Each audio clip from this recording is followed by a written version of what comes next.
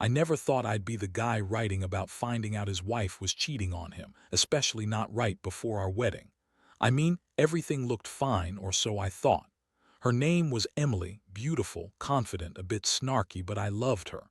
We'd been together for 5 years, and I always believed we were headed for forever. That's why this whole thing hit me like a ton of bricks. It started subtly. Little things that didn't quite add up. She'd be on her phone more than usual, whispering in a way that made me feel like I was intruding. She'd brush it off, call me paranoid, say I was overthinking. But then came the small lies, the deflections, the sudden irritability whenever I brought up plans or her whereabouts. I'd ask her where she was late at night, and she'd get defensive, saying she was just out with friends or at work. But I knew her schedule, and I knew she wasn't hanging out with her friends that much lately. The worst part was her attitude. She'd snap at me if I asked too many questions, call me insecure or paranoid. I told myself maybe it was stress. Maybe I was just imagining things. But then 2 weeks before the wedding, I started noticing things that made my stomach churn. Her phone kept ringing at odd hours, and she'd rush to hide it. She'd go out to run errands and come back looking a little too satisfied with herself. I'd see texts from a guy named Jake, nothing explicit but enough to make my gut tighten. One day, I decided to follow her. I wasn't proud of it, but I needed to see the truth myself. I waited until she left to meet her friend, and I followed her to a hotel on the outskirts of town. I parked a few blocks away, watching her go inside with a guy I didn't recognize. The hotel was a cheap place, not fancy or romantic, but it was enough to make my stomach turn over. I watched her for a few minutes, pretending I was just out for a walk. Then I saw her step inside with that guy. They disappeared behind the door, and I felt my world shatter. I stood there frozen, trying to process what I'd just seen. My mind was racing, trying to convince myself I'd made a mistake, that maybe they were just friends, just colleagues. But then I saw the hotel room key slip out of her purse as she hurriedly grabbed her bag, things I'd never seen her carry before. I picked it up, trembling, and kept it in my pocket. That was the point I knew I had to confront her. Everything was unraveling, and I was about to find out just how deep her lies went. I didn't sleep much that night. My mind kept circling back to what I saw, to the hotel key I found in her purse, to the way she looked at me the morning before, all innocent, all fake. I kept asking myself how I missed it, how I didn't see the signs sooner. The worst part was feeling so stupid, like I'd been blind, trusting her, loving her even when I had this gnawing suspicion. The next morning, I decided I had to confront her. I didn't want to walk around pretending everything was fine, not anymore. I called her into the living room while she was still half asleep, and I laid the key on the table. She stared at it, her face shifting from confusion to a kind of annoyed irritation. She tried to brush it off like I was overreacting, like it was no big deal, but I wasn't buying her bullshit anymore. "Care to explain this?" I asked, voice tight but calm. She looked at the key, then back at me, her eyes narrowing. "What's that? Hotel room key? Are you seriously going to accuse me of something like that?" She scoffed, crossing her arms. "You're just paranoid. You're reading too much into things.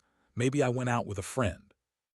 Maybe I stayed at a hotel for work. You don't know everything, you know." I felt my blood boil. "This isn't a joke, Emily. I followed you yesterday. I saw you go into that hotel with Jake. Don't lie to me. I saw the proof. And now this key. You think I'm supposed to believe your lies?" Her expression flickered, a mix of anger and defiance, but she quickly recovered. "Look, you're overreacting. It's none of your business. I don't owe you an explanation for every little thing I do."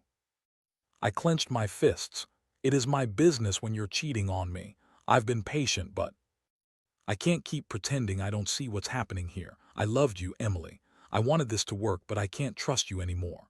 She rolled her eyes and scoffed. "Oh, so now I'm a cheating liar? You think I'd be stupid enough to get caught? You're so paranoid. Maybe I'll leave if you're going to accuse me of bullshit like this." That's when I knew I had to act. The betrayal hit me harder than I ever expected. All the plans, the future we talked about, it all felt like a lie. I was furious, hurt, embarrassed, and above all, disappointed in someone I thought I knew. I told her to pack her things, that I didn't want to see her face again until she could tell me the truth. But deep down, I knew this was just the beginning. The shitstorm was about to get a lot worse. The days that followed were a blur of anger and heartbreak. I couldn't focus on anything else. Every time I saw her, I felt this mixture of rage and sadness bubble up inside me. I kept replaying that moment in my head. Her face, her lies, the damn hotel. I realized I couldn't just sit around and wait for her to come clean.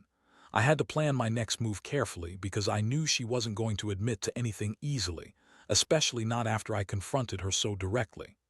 I spent hours researching, trying to find any way to get more proof or figure out what her next move might be.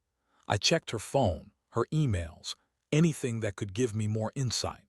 I wasn't proud of it, but I felt like I needed to know everything. One thing kept sticking out. Her phone was riddled with secret messages, often deleted quickly after she read them. I saw texts to Jake, to other guys, flirtatious shit that made my stomach turn. She'd lie about it every time I asked, calling me insecure or jealous. Yeah, I was jealous, I mean. Who wouldn't be after finding their wife sneaking around, lying to your face for months? But I needed more than just her secret messages. I wanted to hit her where it would hurt most. I didn't want some petty fight.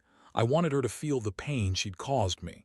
That's when I decided to turn the tables.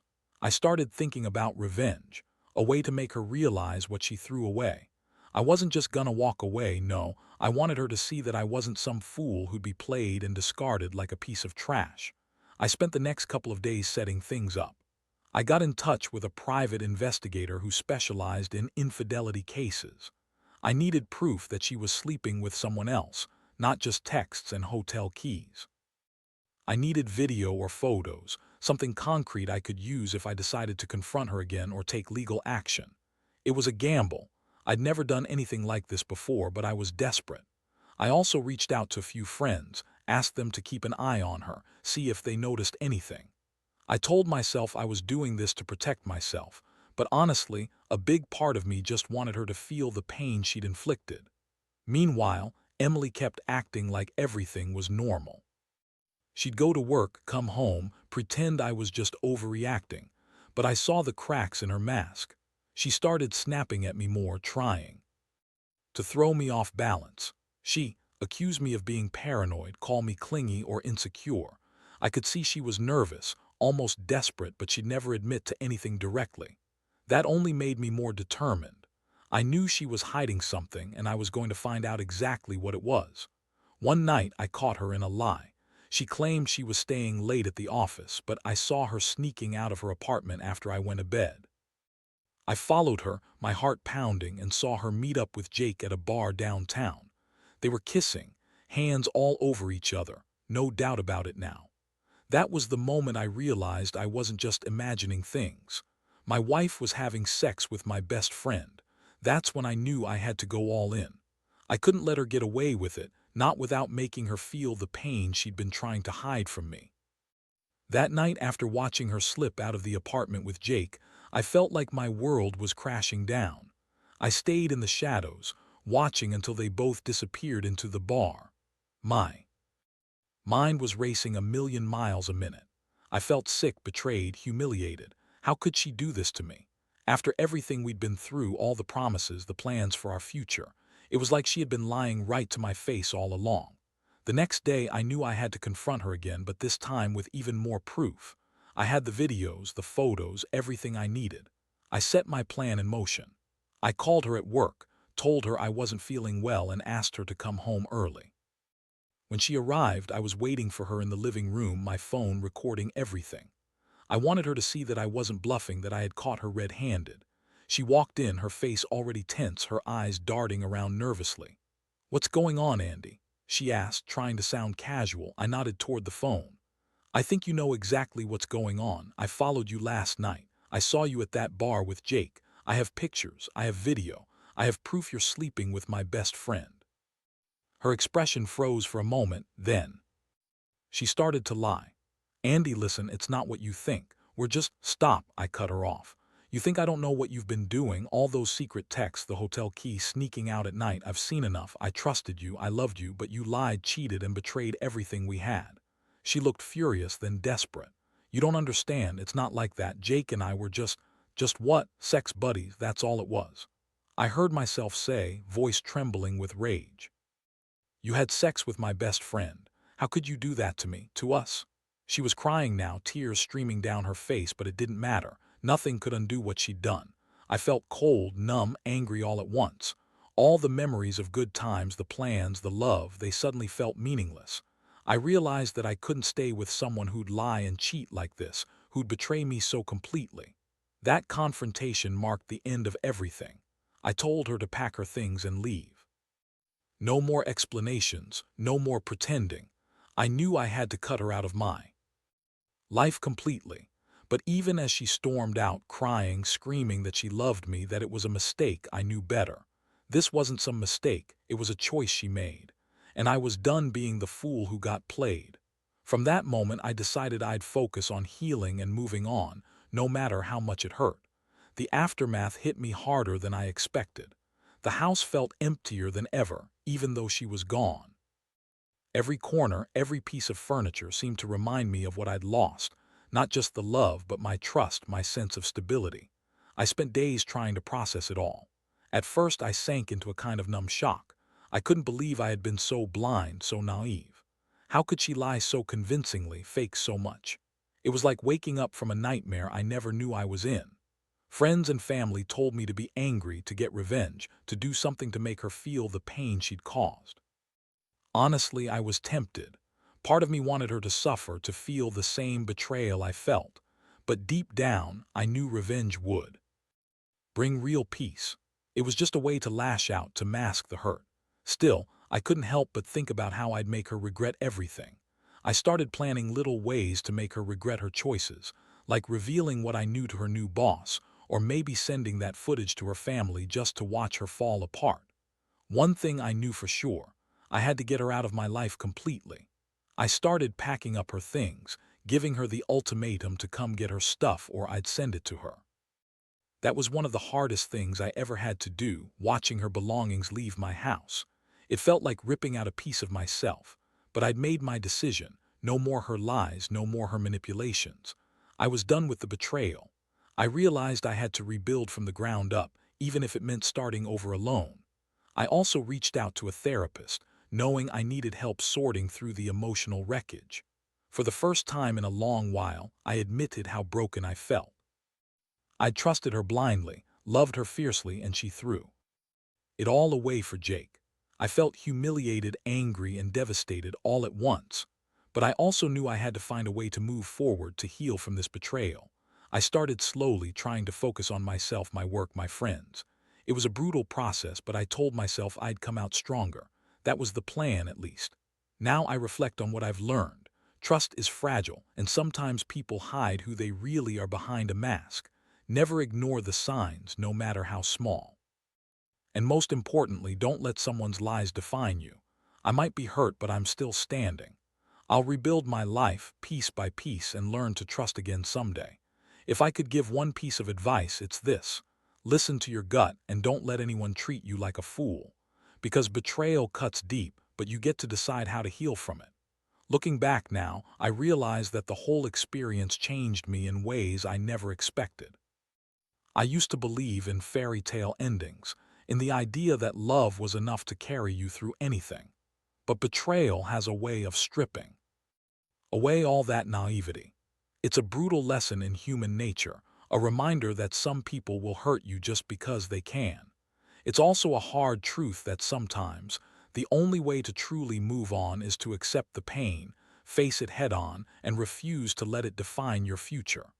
What I've learned is that trust isn't something to take for granted, and it's earned daily, not given blindly.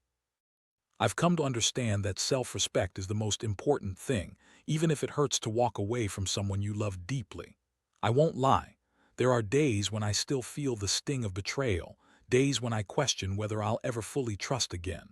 But I remind myself that healing takes time and that I'm stronger than my worst heartbreak. I've also learned that revenge, no matter how tempting, doesn't bring peace. It only prolongs the pain. Instead, I chose to focus on myself, my career, my friends, my future. I started doing things I never had the courage to do before, taking risks, reconnecting with old passions, rebuilding my confidence. Slowly but surely, I found a sense of stability again, a new sense of purpose. Most importantly, I've realized that life goes on, and it can be better on the other side of betrayal. It's a hard road, full of tears and anger, but it's also a path to growth. I don't regret what happened because it taught me invaluable lessons about love, trust, and resilience. I know now that I deserve someone who values me, who's truthful and loyal, and I refuse to settle for anything less. So to anyone reading this who might be going through something similar, remember this: you are not alone. You're stronger than the worst of what life throws at you. Trust your instincts, hold onto your dignity, and know that with time, pain will lessen. It won't be easy, but you will come out the other side, better and wiser. And someday, you'll look back and realize that this heartbreak was just a chapter in your story, one that made you realize your worth and opened the door to a better life.